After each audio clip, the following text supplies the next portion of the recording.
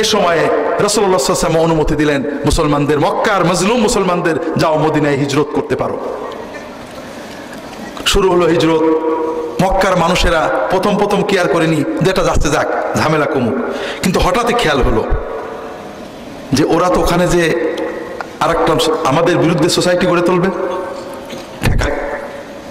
যখন হলো না, খবর পেয়ে যাচ্ছে ইয়াসরিবে, মদিনায় অনেক মানুষ মুসলমান হচ্ছে, বলে আসল জায়গায় ঘা দিতে হবে। এখন তো আর আবু তালেব নেই, কাজে মোহাম্মদকে শেষ করা যাবে।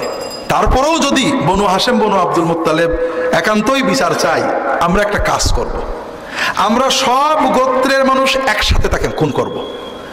তাহলে ওরা তো সবার বিরুদ্ধে তো লড়াই করতে পারবে না, তখন এই টাকা পয়সা দিয়ে একটা আপোষ করে নিয়ে যাবে। কথা বুঝতে পারেন? তারা সিদ্ধান্ত নিল। রাসূলুল্লাহ সাল্লাল্লাহু আলাইহি ওয়াসাল্লামকে আল্লাহ তাআলা ওহীর মাধ্যমে জানালেন আপনাকে বেরোতে হবে।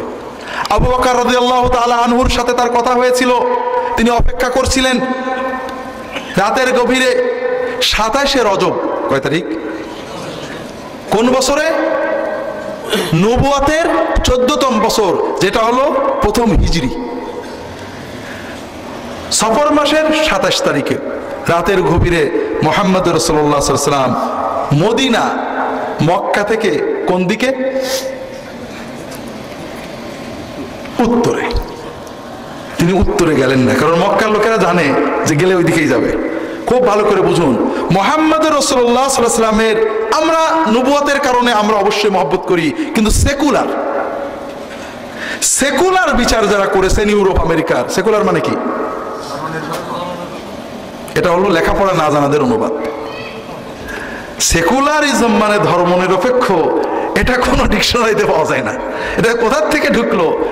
সেকুলার মানে হলো ধর্মমুক্ত, ধর্মবিহীন, জগৎমুখী, দুনিয়াদারি, যে কর্ম কাজের সাথে ধর্ম ঢুকে না, এটার নাম হলো সেকুলার। ডিকশনারি ভালো করে পড়ে।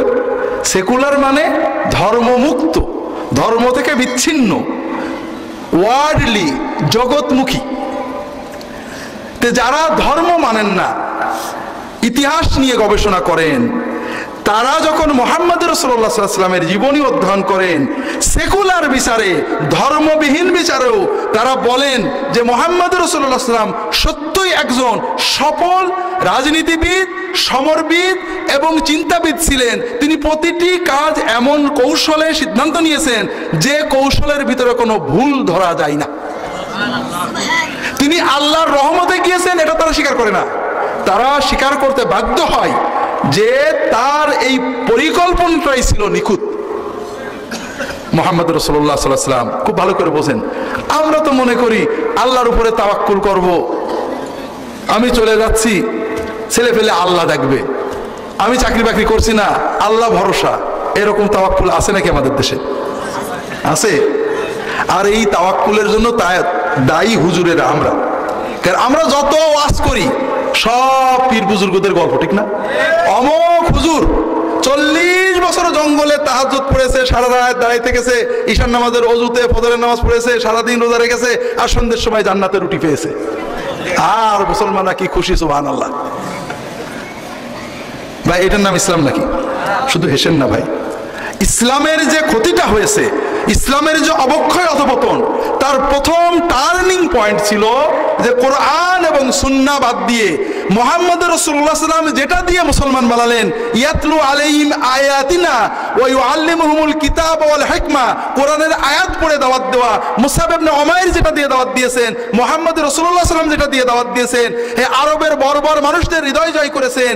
হিকমা, সুন্নাত আলোচনা না করে, কোরআন শিক্ষা না দিয়ে আমরা গল্প দিয়ে মুসলমানদের নসিহত করতে চাই। হাজরিন, এই গল্পগুলো আমরা কোনো ওলি আল্লাহদের বিরুদ্ধে বলছি না, ভুল বুঝেন না।